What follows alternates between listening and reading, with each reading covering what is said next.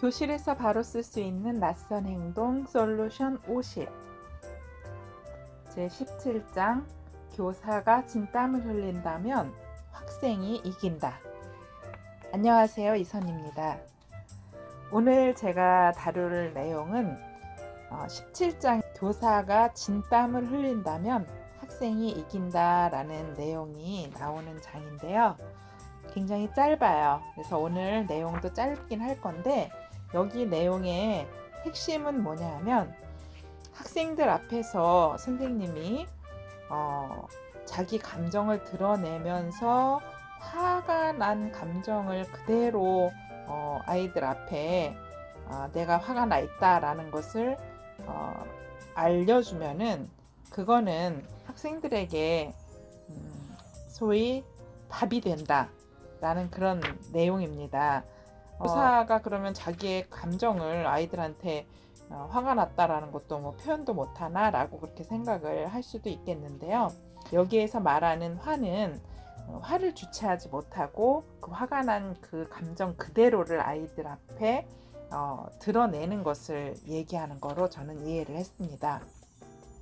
교사가 화가 날 수도 있고 그리고 화가 났다라는 것을 알려줘야 할 때도 있고 필요를 느낄 때도 있는데 그때는 교사가 잘 생각을 해서 어떤 방법으로 아이들한테 이 상황을 전달할지 이에 대해서 계획을 세우고 차분하게 계획된 가운데에서 논리적으로 아이들한테 얘기를 해야 되는데 감정 주체를 못하고 어떤 학생이나 아니면은 그 분위기에 따라서 교사가 마구 뭐라 그럴까요? 이렇게 퍼붓는다 할까요?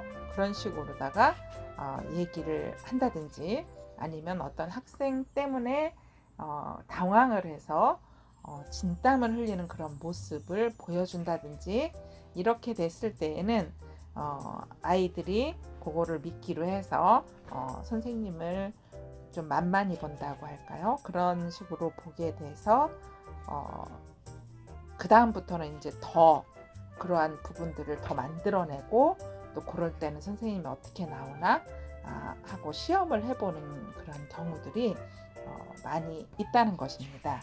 한마디로 감정 통제력을 잃어버리면 안 된다는 얘기죠. 어떤 때는 화가 나 있지는 않지만 학생들을 교육을 해야 될 필요성이 느껴질 때도 있거든요. 그럴 때에는 선생님이 화가 났다라는 것을 화가 실제로는 내 마음속에는 화가 없지만 아이들을 교육하기 위해서 선생님이 그것 때문에 화가 지금 나 있다라고 거짓으로 또 화를 내는 경우들도 있을 수가 있거든요. 단순히 교육을 위해서 그거는 아이들한테 화가 났다라고 이렇게 보여주는 그런 차원이 될 수가 있는데 그런 화가 아니라 여기에서 얘기하는 거는 자신을 화나게 하는 그 학생들 앞에서 감정 통제력을 잃어버리고 그죠? 그런 그 모습을 보여주는 거 그거가 위험하다라고 그렇게 얘기를 합니다. 아이들은 아이들일 수밖에 없어요. 성인이 아니고 또 그 어떤 상황이 어른들 교사 수준에서 봤을 때 정말 어이없고 어처구니 없고 화가 나는 그런 행동이나 반응을 할 때도 있는데 그럴 때에 잘 대처를 하고 교사로서 어떻게 아이들한테 이 부분을 다룰 것인지를 잘 계획을 세워서 감정 컨트롤을 잘 한 다음에 그것을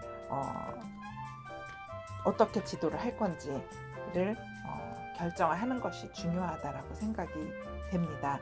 아이들에게 휘둘리는 교사가 되지 않으려면 자기 감정이 동요했을 때, 요동칠 때, 그럴 때 그 감정을 잘 잡을 줄 알아야 됩니다. 그 감정을 잘 잡지 못하고 아이들 앞에서 그거를 폭발을 한다든지 그렇게 했을 경우에는 아이들이 그거를 또 이용해서 똑같은 경우를 또 다시 또 만들어내고 그런 선생님의 모습을 보면서 또 재미있어 하는 그러한 학생들도 있게 됩니다. 그래서 이럴 때에는 예를 들어서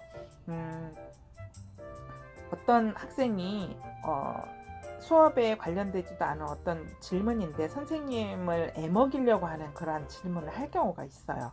그럴 때에는 그 부분에 대해서 막 화를 낼 것이 아니라 답하기에 적절하지 못한 그런 질문을 할 때에는 그냥 간단히 왜 이런 질문을 하는 거지? 그리고 다시 한번 그 사람이 하는 그 학생이 한 질문에 마주 질문을 함으로써 놀란 표정 짓지도 말고 화난 것처럼 실제로 화가 났어도 화가 난 것처럼 보이지도 않으면서 아이한테 단순히 질문에 그 질문으로 다시 대응을 하면 그러면 매번 효과가 좋다라고 그렇게 얘기를 합니다.